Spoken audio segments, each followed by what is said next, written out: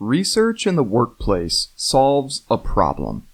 Tasked with a problem in the workplace, you may be asked to gather the information necessary to fully understand the issue at hand, solve that problem, or offer potential solutions, prove that your solutions are viable, and/or test your solutions. Doing this work requires different types of research that go beyond simply querying a library database or using Google. You often will need to speak directly to target populations and audiences, and directly contact resources and experts in different professions and in the community. You also may need information in addition to or instead of scholarly resources. Local and national journalism may add context and perspective. Professional experts, government agencies, state and local authorities all may be relevant sources, as are individuals in target populations. Essentially, research in the workplace requires you to think critically and creatively about the type of information you need and the best way to get that information.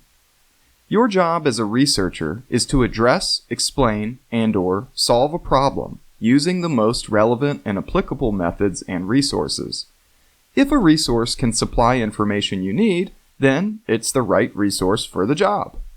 It's also important when thinking about a problem you're researching to keep in mind that you probably aren't the first person or organization to deal with this issue. Look at other organizations, groups, or communities negotiating the same or similar issue. Research how those groups describe and deal with the problem. Their perspective and experience is invaluable to your work. Professional and technical communication is action-oriented and used to solve problems. When communicating research in professional contexts, it's important to stay focused on this problem-oriented approach. Remember, no one is reading your research summary for the joy of learning new information. They're looking for specific info to use as evidence for why they should or should not take specific action. For this reason, it's important to be concise. One way to do this is to focus on specific categories of information necessary for your reader to understand your research, how it applies to the problem, and how it might be useful in solving the problem. Once I decide on these categories of information, I use them as major headings in my report as a way to help me stay on task. In writing a research summary, it's important to address the following 4 categories. Background information. What makes the issue at hand a problem on a general theoretical level? For example, lionfish present issues in multiple locations as an invasive species. In some places, they interrupt the mating habit of other fish, disturb the natural balance of the food supply, or affect fishing and other industries negatively. Next, the description of the problem in context. How does this larger issue manifest as a specific problem on the local level you're investigating? Example: in the Tampa Bay area, lionfish are causing very specific problems related to the natural food chain.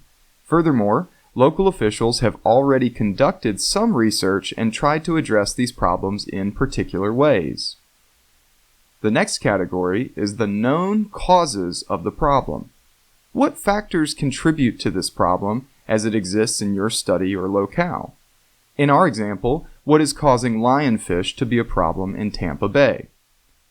In Tampa, the prevalence of lionfish can be traced to breaches in aquariums dating back to the 1980s.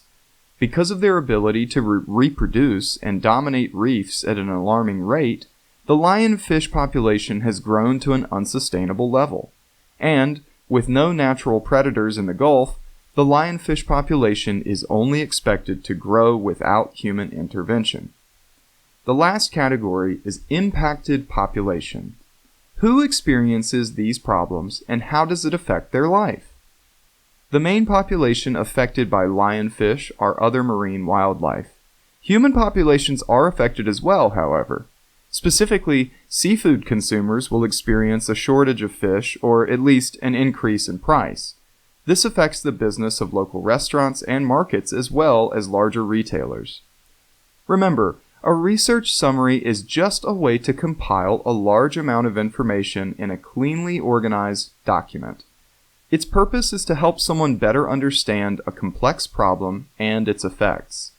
You do not need to solve the problem or even recommend solutions in a document like this. Instead, you are simply helping your employer or contractor by giving them the information they need to make a decision. When writing a research summary or similarly structured short report, it's important to keep some genre features in mind. First, use descriptive headings. The ones I provided are useful in helping you organize information from a large scale to a more local scale, but you could come up with different headings for different contexts. Either way, remember that no one really wants to read your summary in detail. Help them find the information they're most interested in with clear section headings. Cite your sources in text. It's important to refer to your research or source material as you make claims so that readers know where to look if they want further information. It also helps give you more credibility and shows that you're not just spouting an unsupported opinion. Pick a citation style and stay consistent. Most workplaces will let you know how they format things. If you don't have a clear direction or template to follow, use your best judgment, but stay consistent. Make sure all claims are backed with evidence. Anytime you make a claim about the problem you're researching, no matter how small, you must provide data, research, or source material to back it up. Be sure to use an in-text citation as well. Use the most appropriate research methods or sources to support different kinds of claims. Sometimes, to get the answer you need, you will have to conduct primary research yourself. Sometimes, if you're investigating how a problem has manifested itself in other places, you might be able to rely on sources from other researchers. Sometimes, you might want numerical data, and sometimes, like when you investigate affected populations, you might want more qualitative data. It's important to match the right method or source material to the right research question. In the next video, we'll look at some specific examples of research summary reports and discuss how they might be improved, what they did well, and things you might want to avoid when writing your own.